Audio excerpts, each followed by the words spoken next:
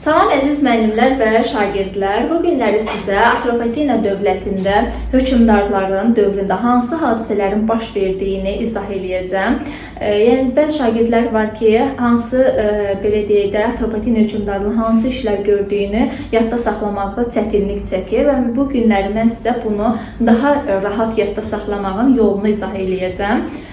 Baxın, biz ilk hökmdar olan Atropat deyirik ki, Atropatena dövlətini yaradıb. Atropatena dövləti zaten adından bəllidir ki, onun adı ilə bağlıdır. Artabazanın dövründə isə 3-cü Antiox ilə mübarizə var, eradan əvvəl 223-cü ildə.